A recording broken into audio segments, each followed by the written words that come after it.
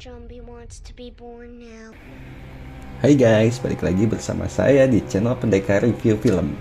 Seperti biasa ya, saya hadir untuk menemani waktu gabut kalian dengan serangkaian alur cerita film. Nah, oke lah, tanpa banyak bacot. Seperti biasa, saya selalu membawakan sebuah alur cerita film. Dan pada kesempatan kali ini, saya akan membawakan sebuah film yang dirilis pada tahun 2009. Film ini berjudul The Unborn. Dikisahkan seorang wanita cantik bernama Casey yang harus menyelamatkan hidupnya sendiri. Hingga akhirnya ia harus terlibat dengan makhluk tak kasat mata serta mengungkap misteri apa yang telah menimpa keluarganya di zaman dahulu.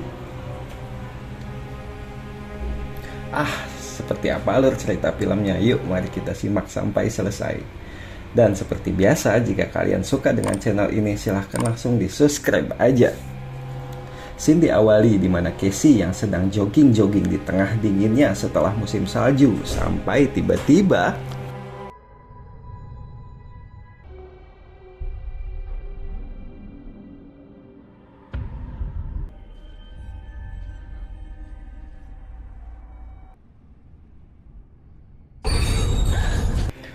rupanya itu cuma mimpi dari Casey saja. Singkat cerita, di mana Casey yang bekerja sebagai penjaga bayi di sebuah rumah. Kemudian ia menceritakan mimpinya tersebut kepada sahabatnya yang bernama Romy, si pakar telematika alias pakar psikologi. Namun jawaban dari Romy masih belum membuat hati Neng Casey merasa puas. Di saat tengah asik mengobrol via telepon, tiba-tiba Casey mendengar suara dari lantai atas di rumah tempat ia bekerja tersebut.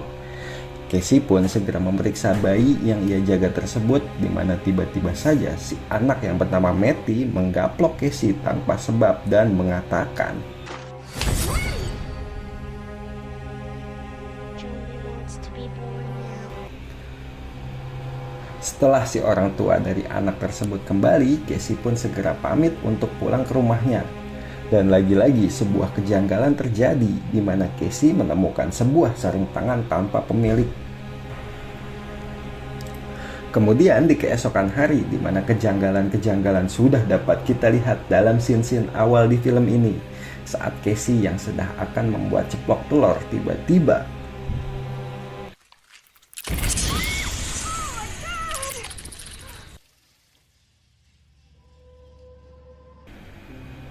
hari-hari Casey pun mulai diserang oleh teror hantu bocil bernama Jambi, yang mana kita juga belum tahu siapa Jambi sebenarnya dan untuk apa ia menyerang Casey. Di mana saat ia sedang belajar di Universitas Gajah Duduk, tiba-tiba saja ia diserang oleh halusinasinya kembali. Right? So if the universe had a beginning, does the universe just keep going on for...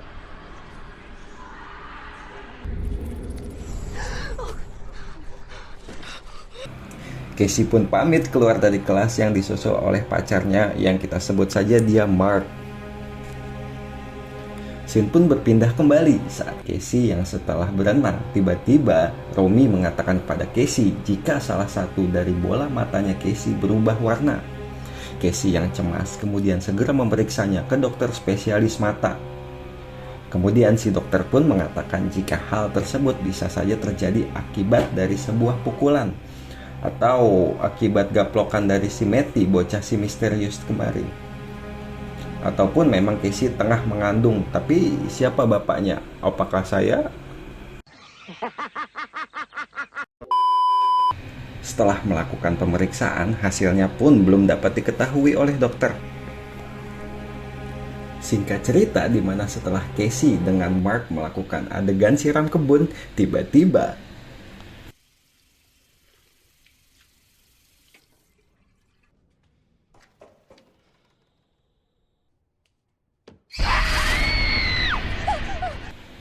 lagi-lagi hantu bocil bernama Jambi menampakkan congornya di depan Casey. Namun saat Mark memeriksanya, sudah pasti si Jambi tersebut ngumpet di balik layar. Kemudian di keesokan hari, di mana Casey yang tengah mendapatkan hasil pengecekan matanya dengan si dokter. Si dokter mata yang menanyakan kepada Casey apakah Casey memiliki seorang saudara kembar. karena dari hasil pengecekan matanya bisa saja si Casey memiliki saudara kembar, sehingga pigmen dari saudara kembarnya tersebut terdapat di tubuh Casey yang mengakibatkan warna bola mata Casey berubah. Mendengar hal tersebut, Casey pun mendatangi ayahnya yang tengah bekerja dan menanyakan hal tersebut. Dan ayahnya pun mengatakan jika Casey memang memiliki saudara laki-laki kembar.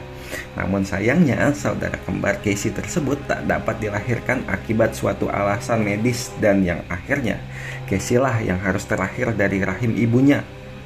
Si ayah juga mengatakan jika mereka memiliki panggilan saudara kembar laki-laki tersebut dengan julukan Jambi. Wah.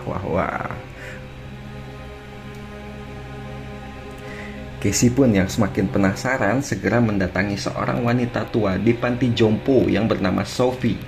Sebuah nama yang ia dapatkan dari sebuah potongan artikel peninggalan ibunya. Setibanya di sana, Casey pun menanyakan kepada nenek Sophie apakah ia mengenal wanita yang bernama Janet Belden, ibu dari Casey. Namun si nenek mengatakan jika tak mengenal ibunya tersebut. Casey pun menunjukkan foto ibunya serta kembali menanyakan kepada Sophie wajah kecil yang ada di dalam foto tersebut. Si nenek yang awalnya baik-baik saja kepada Casey dan Romy sontak menjadi marah seketika dan mengusir Casey serta Romy saat melihat sebuah foto ibunya dengan seorang anak laki-laki di sebuah cermin. My mother's name is Janet Belden. Did you know my mother? No one. Did you know him? Get out. No, she knew something. Come on, get real.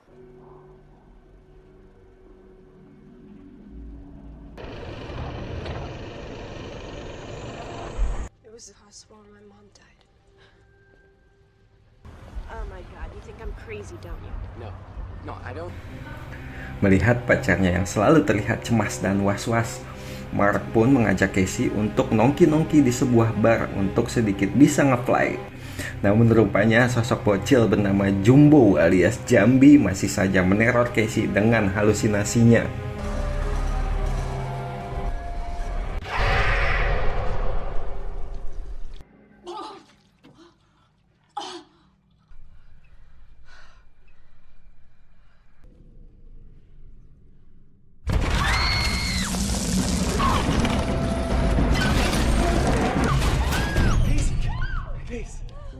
Singkat cerita, di mana setelah Casey yang bermimpi buruk bertemu dengan Jambi, kemudian ia mendapatkan sebuah telepon dari Sophie, nenek yang ia temui di panti jompo kemarin hari.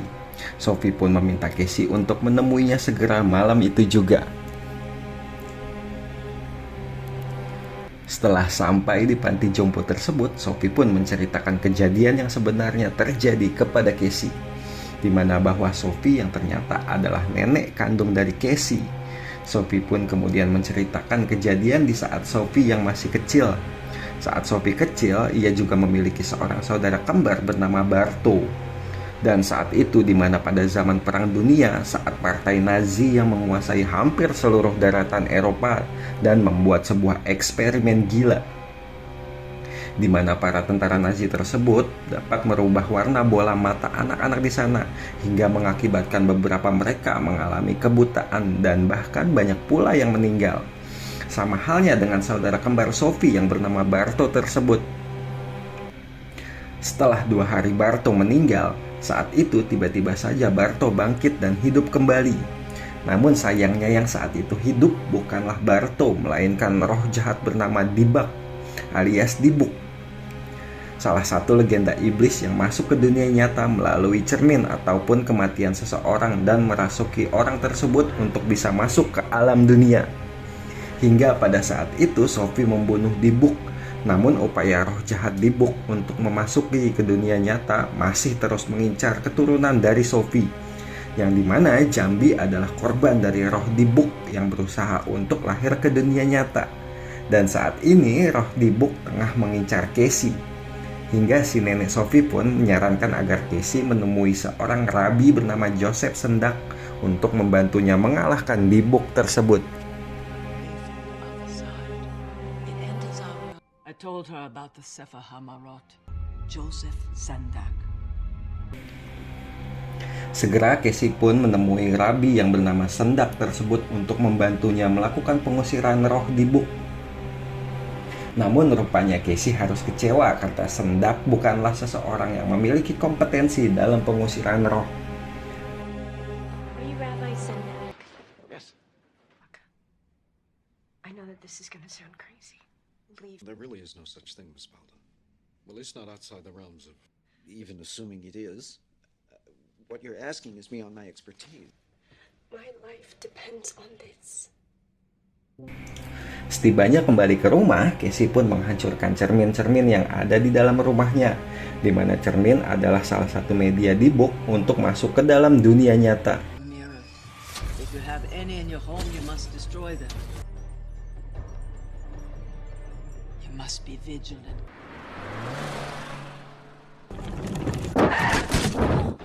Oh my God, sweetie, are you okay?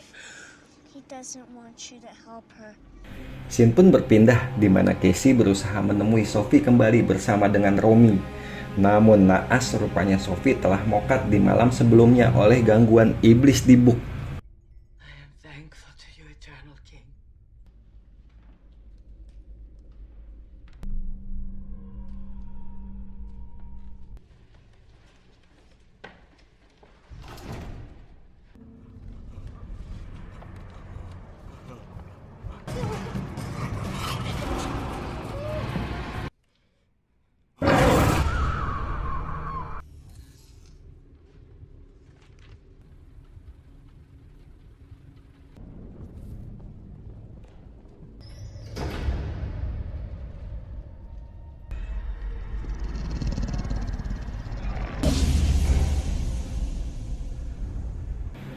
Malam hari pun tiba di mana teror di Book mulai menyerang orang-orang di sekeliling Casey. Romy yang saat itu sedang video call bersama Casey, tiba-tiba ia mendengar suara ketukan pintu di rumahnya. Dan saat Romy membuka pintu rumahnya, tiba-tiba It's gonna follow me wherever I go. It's gonna kill me, Romy.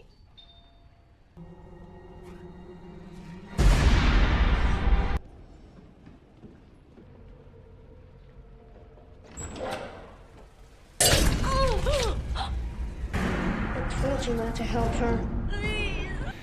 sosok bocil bernama Matty telah menjelma menjadi menyeramkan dengan wajah binatang. Matty yang dirasuki di Book pun mulai menyerang Romy, hingga akhirnya Romy harus meregang nyawa dengan sangat mengenaskan. Scene pun berpindah kembali di mana Rabi Sendak yang mengajak Casey dan Mark untuk bertemu dengan seorang pendeta bernama Arthur yang memiliki pengetahuan tentang pengusiran roh. Pendeta Arthur dan Casey pun sepakat untuk segera melakukan pengusiran roh pada malam hari tepat hari Sabat atau hari Sabtu menurut kepercayaan orang-orang Yahudi. Singkat cerita, malam hari pun tiba, di mana mereka pun berkumpul di sebuah tempat untuk melakukan pengusiran roh di Book. Pendeta Arthur dan beberapa tim medis yang mungkin saja dibutuhkan saat itu segera mempersiapkan ritual pengusiran roh.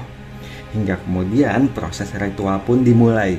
Casey yang diikat di sebuah tempat tidur lalu dibacakan doa-doa oleh Rabi Sendak. Dan tiba-tiba iblis di Book pun muncul saat ritual dimulai.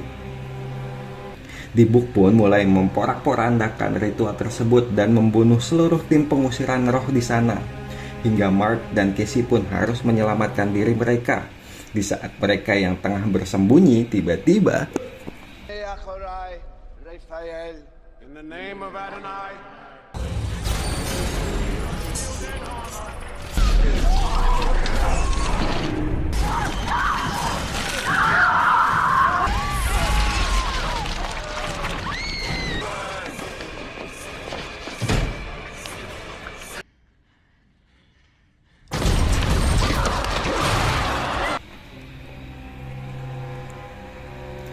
Pendeta Arthur yang kesurupan pun berusaha menyerang Mark dan Casey, hingga Mark pun berhasil melumpuhkan pendeta Arthur. Dan sayangnya, roh di Book malah berpindah ke tubuh Mark dan menyerang Casey. Di saat Casey yang diserang oleh Mark yang kesurupan, tiba-tiba muncul Rabi Sendak yang masih hidup, serta membaca dan menyelesaikan doa-doanya. Walau berhasil mengalahkan di Book, namun Casey harus rela kehilangan Mark, kekasih tercintanya itu.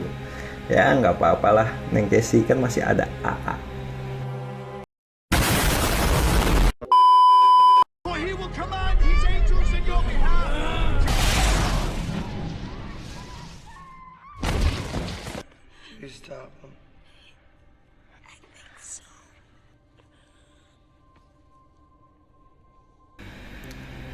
Singkat cerita, di suatu hari di mana rupanya Casey yang pernah bermantap-mantap dengan Mark, kemudian dinyatakan positif hamil dengan bayi kembar.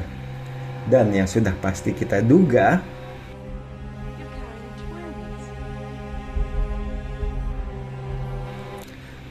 dan tamat. Nah, oke lah Sobat Rebahaners, sekian alur cerita dari film The Unborn pada video kali ini. Bagaimana? Cukup menghibur bukan?